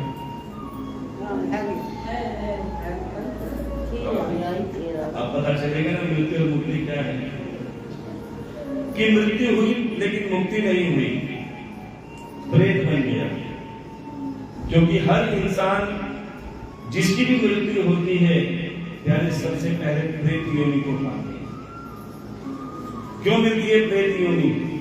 क्योंकि जाने अनजाने में जो तुम पाप कर्म करते हो ना, उसका हिसाब सबसे पहले करते हैं भगवान, शुद्ध करते हैं अर्थात। ये सोना भी आप पहनते हो ना, चाहे वो बाली हो, कंगन हो, हार हो, ये सोना ऐसे नहीं बनता। पहले इसे खूब गलाया जाता है, तपाया जाता है, तब जाके इसका ये शुद्ध होता है, चमक आती है, तब पहनने लायक बनता है। इसी प्रकार ये इंसान है। अपने परिवार को पालने के लिए ना जाने कितने झूठ बोलता है इंसान, बड़े ध्यान से सुनो। कितनी बेईमानी करता है, कितने छल करता है, कितनों को कष्ट पहुंचाता है, सोचता है कि मेरा परिवार चल जाए। लेकिन वो ये भूल बैठा कि प्यारे तुम्हारे कमाए हुए पाप के धन को सारा परिवार खाएगा, भाई बंधु भी खाएंगे, लेकिन जब उसका भुगतान करना पड़ेगा तो कोई आगे नहीं आएगा, चाहे कोई कितना ही प्यारा हो। कल बताया था ना, एक शमशान घाट में लिखा था कि आपका यहाँ लाने तक बहुत बहुत धन्यवाद, आगे की यात्रा में किसके साथ करूंगा? कोई जाएगा? अकेला अकेला। उस समय तुम्हारे साथ क्या जाएगा? प्यारे, जिसके लिए तुमने जिंदगी भर झूठ कपट बेईमानी करके पैसे डाला के लिए, कौन? धर्म पत्नी। देखो पत्नी को नहीं पता, ये सच्ची बात बता रहे हैं आपको। पत्नी को नहीं पता, जो पति देव 10,000 लाते हैं, 20,000 लाते हैं, 50,000 लाते हैं, अरे उसे क्या मतलब? उसे परिवार चलाना है। लेकिन उन पैसों में कितनी किसी को झूठ बोल के लाए, कितनी बेईमानी करके लाए, प्यारे वो पत्नी घर चलाती है। ध्यान से सुनो, एक बार एक पति ने पत्नी से पूछा, अरे भगवान एक बात बताओ, मैं जो ये पैसे लाता हूं, तुम्हें पता है कितने झूठ बोलने पड़ते हैं, कितने पाप करने पड़ते हैं? क्या तुमने पूछा कि मैं कहां से लाता हूं? पत्नी कहती है, मैं क्यों पूछूं? मेरा कर्म है, जो तुम लाओगे उससे परिवार चलाऊंगा। और आपको एक बात और बता दें कि पति के पाप के कर्मों का भुगतान पत्नी को नहीं करना पड़ता, क्योंकि पत्नी को क्या कहा जाता है? धर्म पत्नी। क्या कहा जाता है? कहा जाता है धर्म पत्नी। बोले, वो समझाने लगी, पतिदेव मैं आपके धर्म के कारण में साबितारी हूं, क्योंकि मैं धर्म पत्नी हूं। जो पाप के कर्म है ना, उसका भुगतान तुम्हें अकेला करना पड़ेगा, मैं उसमें साथी नहीं हूं। हाँ, जो तुम लाओगे उसका परिवार चलाऊंगी, लेकिन उसके पाप के कर्मों में मैं साझेदार नहीं हूं, क्योंकि मैं तुम्हारी धर्म पत्नी हूं। तुम अगर सेवा करते हो, तुम दान पुण्य करते हो, उसकी भागीदार तो मैं हूं, लेकिन जो तुम झूठ करते हो, पाप करते हो, उसकी भागीदार तुम अकेले हो। अब तो प्यारे वो समझ गए। अच्छा, एक बात बताओ, ये जो श्राद्धों में आप जिमाते हो, ये तो पितरों को मिलता ही है, लेकिन आपने एक चीज और देखी होगी कि जब किसी की मृत्यु होती है तो 13 दिन जो होते हैं ना, उनके लिए किए जाते हैं सारे कर्म। गरुड़ पुराण बिठाई जाती है, या 10 ग्लास किया जाता है, या पिंडदान किया जाता है। ये क्यों किया जाता है? किसी को पता है? चलो हम बता दें। मुक्ति मिल जाए तो बहुत अच्छी बात है। 13 दिन में मुक्ति नहीं मिलती। क्यों किया जाता है? मैं ध्यान से सुनना। क्योंकि संस्कार ही पूरे नहीं होते। ये तो कड़वी बात है। इसके इतने नियम धर्म होते हैं ना, इंसान करते करते थक जाए, लेकिन नियम समाप्त नहीं होते। किसी से पूछो कि तुमने कभी किसी की मृत्यु उसकी नारायण बलि करवाई? आधे जनों को तो यही नहीं पता नारायण बलि है। पता है? बहुत अच्छी बात है, क्योंकि इतने संस्कार किए जाते हैं नारायण खाने के लिए। आजकल तो क्या है, अगर शादी नजदीक है ना, बोले सारे काम जल्दी जल्दी कर दो, छमाई भी कर दो, बरसी भी कर दो, क्योंकि शादी नहीं रुकनी चाहिए, चाहे कथा रुक जाए। बड़े ध्यान से सुने, कड़वी बातें नहीं सत्य है। जब कहेंगे अभी वहां पे कोई मर गया, कथा बंद कर दो, वहां पे कुछ हो गया, कथा बंद कर दो।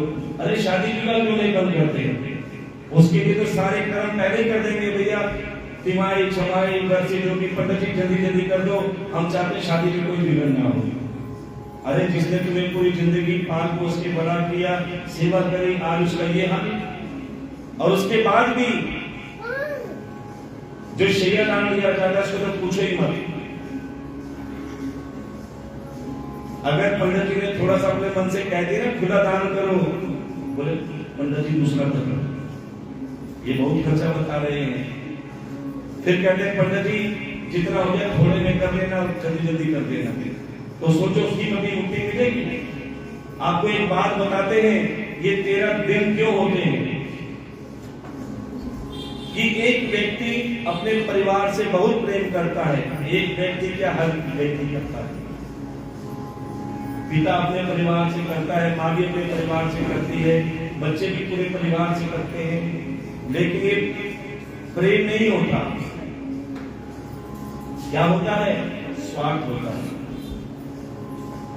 किसी की मृत्यु होती, आपको शीशा दिखाते हैं, आप ध्यान देना। कथा का मतलब क्या है? कि तुम आईने के सामने बैठे हो। ये भागवत कथा आईना है, अगर ध्यान से कथा सुनो।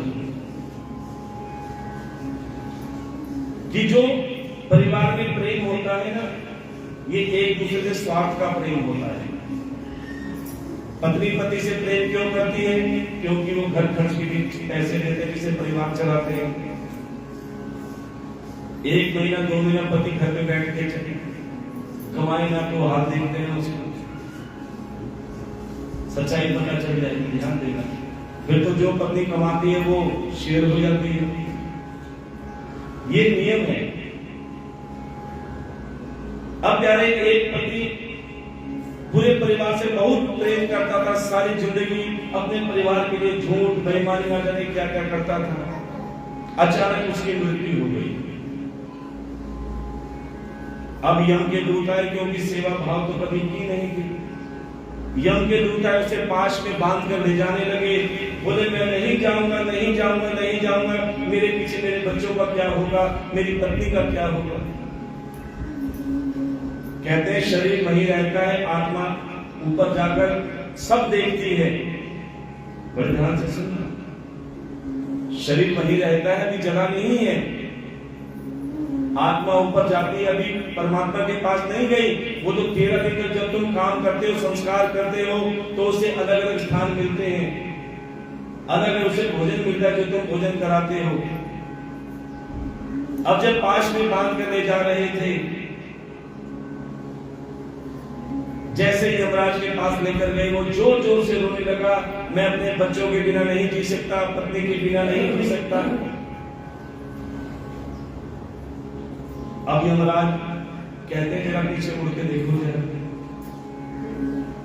बड़े ध्यान से, भगवान ना करे वो दृश्य किसी को देखने को मिले, लेकिन ये समय हर किसी के साथ आता है कभी ना कभी। क्यों? क्योंकि जैसे जन्म सत्य है, वैसे मृत्यु भी अचल सत्य है।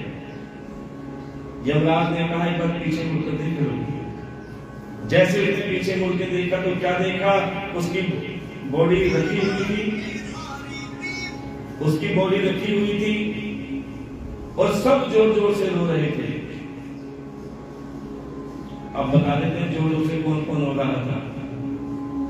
जिसको सबसे ज्यादा स्वार्थ था वो जोर जोर से रो रहा था। और मेरे बच्चों का ख्याल कौन करेगा, मेरे बच्चों का ये क्या होगा, कैसे होगा। रोते रोते यही चिंता होती है ना। उसे पति की चिंता नहीं थी, बच्चों की चिंता थी कि आगे गुजारा कैसे होगा। क्या उसका कहने में स्वार्थ था। जितना ज्यादा स्वार्थ उतना ज्यादा रोना। अब भाई कम रो रहे थे क्योंकि हिस्सा मिल चुका था। पड़ोसी और चुपचाप देख रहे थे, कोई रोता है पड़ोसी क्योंकि उनका कोई स्वार्थ ही नहीं है। भाई जिंदा था तो कौन सा लाके देता था, अपने बच्चों को देता था, इसलिए चुपचाप रहते हैं पड़ोसी। अब वो सब देख रहा था, देखो ये जितना जिसका स्वार्थ है उस हिसाब से रो रहे हैं। देखो वॉल्यूम कम ज्यादा उसी हिसाब से है जिसका जैसा स्वार्थ है।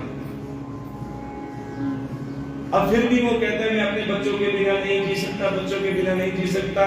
जिद करने लगा यमराज से। तब यमराज जी ने कहा देखो उद्धार तो तुम्हारा परिवार के कार्य से ही होगा, लेकिन जब तक तुम्हारा मोह परिवार से नहीं दूर होगा तब तक तुम्हें मोक्ष नहीं मिलेगा। मृत्यु और मोक्ष का बता रहे हैं आपको।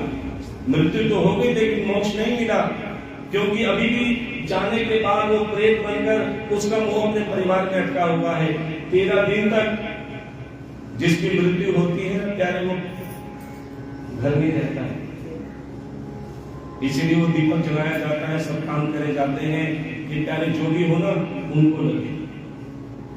अब यमराज ने कहा कि एक काम करो, तुम्हें हम कुछ दिन देते हैं, इससे हो सकता है तुम्हारा मोह खत्म हो जाए।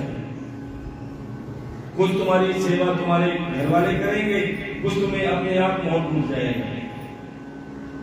अब जैसे वो यमराज उसको धक्का मारते हैं, बोले तुम रहोगे तो सही, तुम सबको देखोगे लेकिन तुम्हें कोई नहीं देख पाएगा। तुम्हें सब चीजें दिखेंगी लेकिन तुम किसी को छू नहीं पाओगे। उसे ही प्रेत कहा जाता है, क्योंकि संसार में रहने के लिए शरीर की जरूरत होती है। ध्यान देना, आप तुम किसी को भी छू सकते हो क्योंकि तुम्हें साधन मिला हुआ है, लेकिन प्रेतों को कोई साधन नहीं मिला। वो हवा में रहते हैं, देखेंगे सब, महसूस सब करेंगे, सुनेंगे भी तुम क्या कह रहे हो, लेकिन तुम्हें छू नहीं पाएंगे। वो तुम्हें देख सकते हैं लेकिन तुम उनको नहीं देख सकते। अब प्यारे जैसे ही वो व्यक्ति धरती पर आया, अपने परिवार को देखकर बड़ा खुश हो रहा है। उसे लग रहा है कि मैं वापस आ गया, लेकिन प्यारे उसे कोई नहीं देख पा रहा। अब भागा भागा अपनी बॉडी के पास ले गया, सब रो रहे हैं, अरे ऐसे कैसे, कोई सामान ला रहा है, कोई कुछ कर रहा है। अपने भाइयों के पास गया जिनको वो बहुत प्रेम करता था, जैसे भाइयों के पास गया, भाई क्या कह रहे सुन लेना जरा, अच्छा हुआ इसने हमारा हिस्सा ज्यादा ले रखा था ना, इसका अंतिम संस्कार का काम करते हैं, हिसाब करते हैं, पर्चियां बनानी चालू कर दी, खर्चे की ध्यान देना, एक काम करो संस्कार में जितना होगा आपस में बांट के करेंगे, ये करेंगे। अब वो कहने लगा कि मैं अपने भाइयों को कभी हिसाब नहीं किया देने का, जब जरूरत पड़ी जो मर्जी दे दिया, आज ही मेरे संस्कार के लिए आपस में हिसाब किताब कर रहे हैं। अब प्यारे जैसे ही शमशान घाट से जलाकर आए, आपस में लड़ाई चालू हो गई भाइयों में। अब भाई बंटवारा करो, क्योंकि पिता चला गया है ना, अभी भी 13वीं भी नहीं हुई, संस्कार करके आए हैं, खर्चे की लड़ाई कि मैं इतना नहीं कर सकता, मैं उतना नहीं कर सकता, और तो और बहुएं भी इकट्ठी हो गई और आपस में बंटवारे का हिसाब करने लगी, झगड़ा करने लगी। ये देखकर वो हैरान, अभी तो मेरे 2 दिन भी पूरे नहीं हुए, चौथा भी नहीं हुआ, और ये हाल। धीरे धीरे उसके मन में वैराग आने लगा कि किसके लिए मैंने पूरा जीवन बिताया। अब प्यारे जैसे पंडित जी आते थे, उसका देखता था, पंडित जी कह रहे हैं कि भैया जो दोगे वो तुम्हारे पिता को लगेगा, भाई को लगेगा। उसके बाद में भी जो बंटवारा करके लाखों रुपए मकान दुकान सब लेकर बैठे हैं, प्यारे वो उसके काले खंडे में सब पीछे खड़े हैं। अरे सस्ते से सस्ता देखो, आगे बढ़ो। धीरे धीरे करके जैसे 13 दिन पूरे हुए, प्यारे उसे गति नहीं मिली। क्यों? क्योंकि उसके भाइयों ने, उसके बच्चों ने प्यारे वो संस्कार नहीं किए जो करने चाहिए। इसीलिए कहा जाता है कि जाने अनजाने में पितृदोष भी होता है। क्यों होता है? क्योंकि हम पूरे कार्य नहीं कर पाते। और पितृदोष के लक्षण तुम्हें बताए थे कि वंश की बेल आगे नहीं बढ़ती, घर में बरकत नहीं होती, आपस में कलह रहता है, आपस में एक दूसरे के मन नहीं मिलते। जिसके घर में लक्षण हो तो समझ लेना कहीं ना कहीं पितृदोष का कारण है। कई जो पैसे वाले होते हैं वो प्रयागराज उज्जैन जाके कराते हैं पिंडदान, लेकिन फिर भी अगर कोई कार्य सिद्ध नहीं होता तो संत महात्मा कहते हैं कि प्यारे अपने घर में कम से कम एक बार भागवत कथा करवा लेनी चाहिए। जीवन में हर किसी को एक बार भागवत कथा अवश्य करानी चाहिए, क्योंकि जो भागवत कथा कराते हैं उनकी 15 पीढ़ियां कर जाती हैं। 7 आपके पीछे की, 7 आगे की और 1 तुम्हारी। लेकिन फिर भी कई लोग कहते हैं महाराज अगर हमारा सामर्थ्य ना हो भागवत कथा कराने का तो चिंता मत करो। जहां भागवत कथा हो रही हो प्रेम से अपने तन को लेकर जाओ, अर्थात शरीर को लेकर जाओ, क्योंकि ये शरीर माध्यम है। आज तुम्हारे अंदर आने की शक्ति है और तुम अभिमान में घर बैठे हो। हम क्यों जाएं? क्या जरूरत है हमें कथा में आने की? क्या जरूरत है हमें ठाकुर के पास आने की? हमारे पास सब कुछ है। वो भूल गए प्यारे, जो सब कुछ है किसने दिया? क्या साथ में बताए थे? ये सब कुछ मेरे गोविंद का ही दिया। और जब गोविंद हमसे मिलने आए कथा के रूप में और हम अभिमान में घर में बैठे हैं, तो प्यारे उसे दुर्भाग्यशाली कोई नहीं। आज तुम कथा में आ सकते हो पर आना नहीं चाहते। आज तुम कथा में आ सकते हो पर आना नहीं चाहते।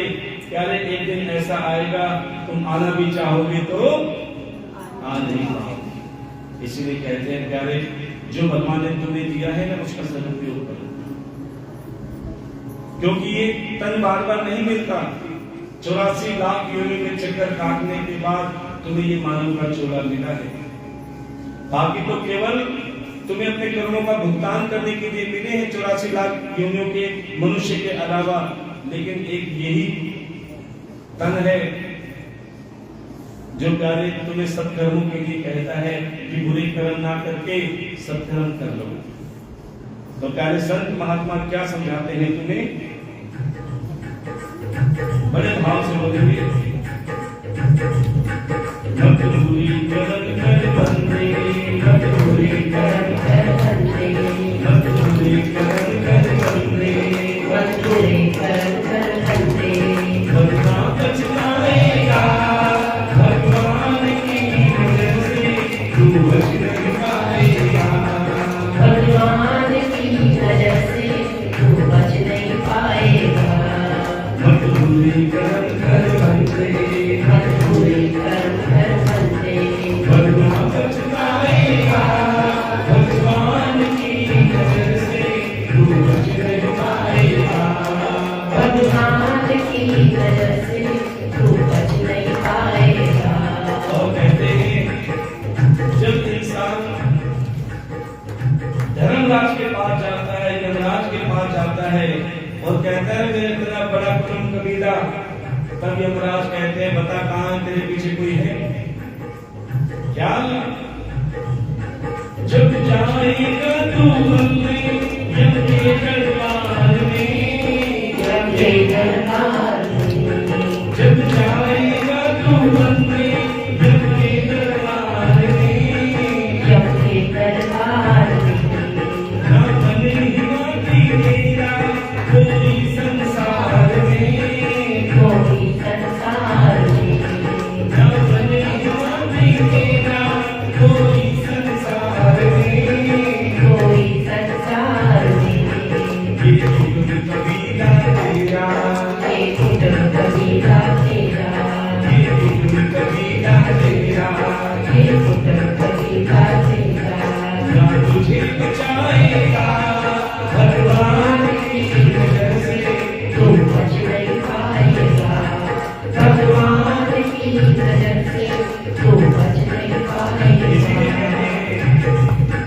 मत बुरी कर्म कर बंदे, मत बुरी कर्म कर बंदे, वरना पछताएगा भगवान की नजर से तू बच नहीं पाएगा, भगवान की नजर से तू बच नहीं पाएगा। और सारी जिंदगी इंसान झूठ बेईमानी प्रकट कर करके परिवार चलाता है कि भैया झूठ नहीं बोलेंगे तो परिवार कैसे चलेगा, बेईमानी नहीं करेंगे तो परिवार कैसे चलेगा। लेकिन प्यारे उस समय खाने के लिए सब होंगे लेकिन भुगतान के समय सिर्फ अकेला वही होगा। इसीलिए कहते हैं जिसके लिए तू करता छल और बेईमानी, तो छल और बेईमानी, जिसके लिए करता है तू छल और बेईमानी, तू छल और बेईमानी, कोई नहीं है तेरा ये बात न पहचानी, ये बात न पहचानी, कोई नहीं है तेरा ये बात न पहचानी, ये बात न पहचानी। अपनी कर्मों का फल दो, अपने कर्मों का फल दो, अपनी कर्मों का फल दो, अपने कर्मों का फल दो, तू खुद ही पाएगा भगवान की नजर से तू बच नहीं पाएगा, भगवान की नजर से तू बच नहीं पाएगा। मत बुरे कर्म कर बंदे, मत बुरे कर्म कर बंदे, वरना पछताएगा भगवान की नजर से तू बच नहीं पाएगा, भगवान की नजर से तू बच नहीं पाएगा। धीरे से बोलना पड़ेगा, राधे राधे, जोर से बोलना पड़ेगा, राधे राधे। अब प्यारे उस धुंधकारी की मृत्यु नहीं हुई और मृत्यु हुई तो मुक्ति नहीं हुई। जीते जी तो परिवार को परेशान करता था, गांव वालों को परेशान करता था, अब मरने के बाद प्रेत बन गया तो और ज्यादा परेशान करने लगा। अब सभी गांव वाले धुंधकारी के भाई के पास पहुंचे। धुंधकारी का भाई कौन? गोकर्ण। और जैसे गोकर्ण महाराज के पास पहुंचे, बोले महाराज आपके भाई ने हमें बहुत दुख दिया, जीते जी तो दुख दिया ही, मरने के बाद और ज्यादा दुख दे रहा है। क्यों? क्योंकि वो प्रेत में थे। हम चाहते हैं कि आप अपने भाई अर्थात प्रेत से मुक्ति करा दें। तब गोकर्ण महाराज ने कहा कि प्रेत मुक्ति का केवल एक उपाय है, वो है श्रीमद् भागवत कथा। क्योंकि जिनके पितृ प्रेत बन जाते हैं और जो उनके लिए कथा कराते हैं या कथा में सेवा करते हैं, देखो सेवा कैसे भी होनी चाहिए, चाहे वो रोज के प्रसाद के रूप में हो या ठाकुर जी, क्योंकि भागवत कथा में आपको कई मौके मिलते हैं अपना जीवन सुधारने के, अपने कर्म सुधारने के। चलो इस चीज से रह गए तो कुछ और मन बन गया, इसलिए 7 दिन तुम्हें भगवान किसी न किसी रूप में मौके देता है कि भैया अब तेरा मन बन जाए, अब तेरा मन बन जाए। क्योंकि सेवा हर कोई नहीं कर सकता जब तक मेरे ठाकुर की कृपा ना हो। और कैसे पता लगे कि कृपा हो गई? क्योंकि कृपा के बिना मन भी नहीं बनता। रोज प्रसाद पाते हैं लेकिन मन नहीं करता कि आज मैं भी प्रसाद बांटूंगा। क्यों? अभी प्रभु की कृपा नहीं हुई।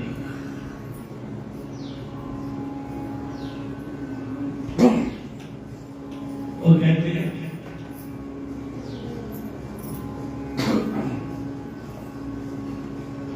जिसने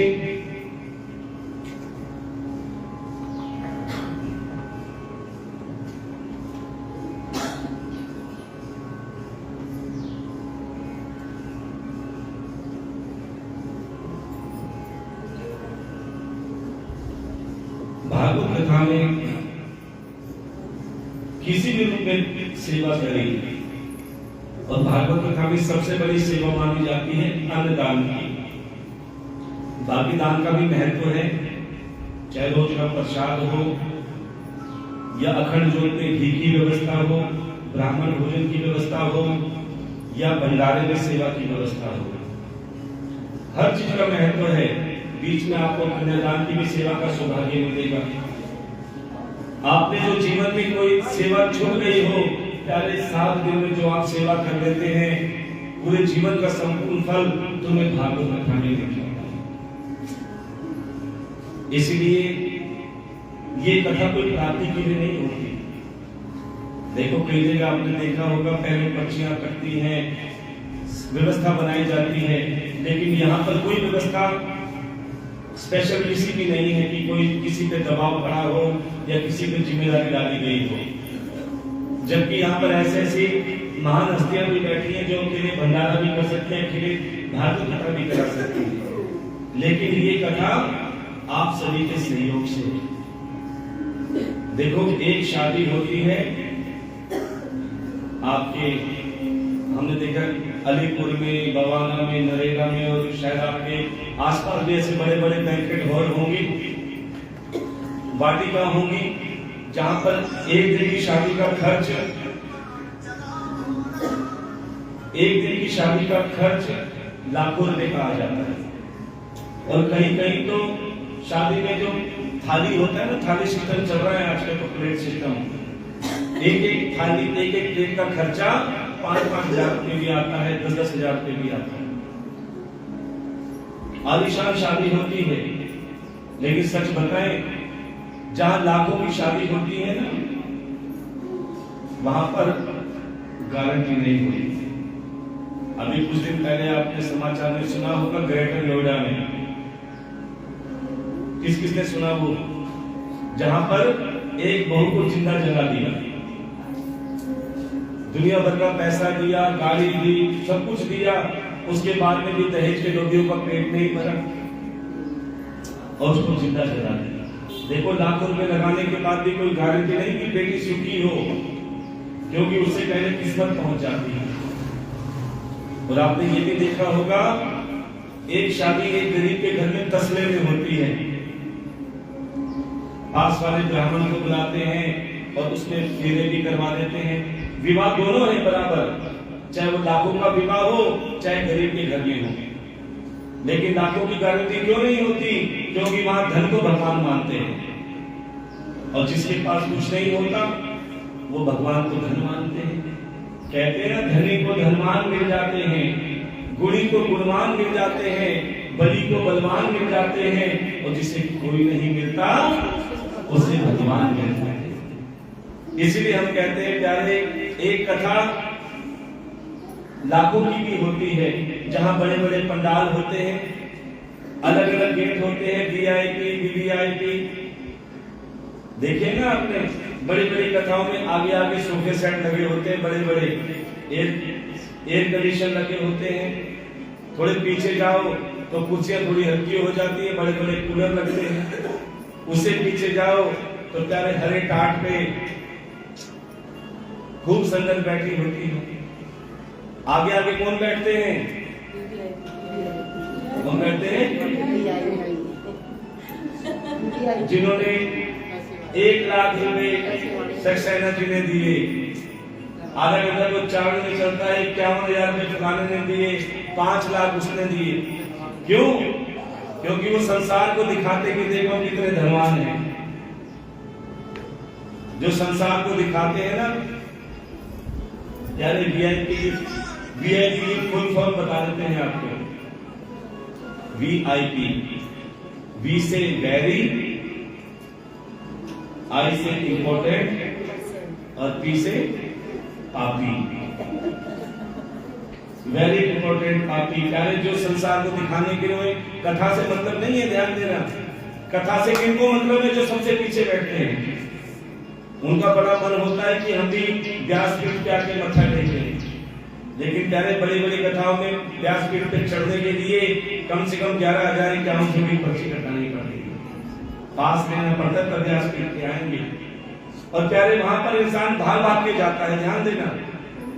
अभी एक कथा हुई थी, कथा में ही कम से कम 30 जने मारे गए। जब भीड़ भाड़ हुई, अरे आपके आसपास भी तो कथाएं होती हैं प्यारे, वहां भी बैठ जाए करो। बोले नहीं महाराज, प्रदीप मिश्रा की कथा हो रही है महाराज, वहां पे ये 11,000 का 1100 का 11,000 का कलश है, ये है वहां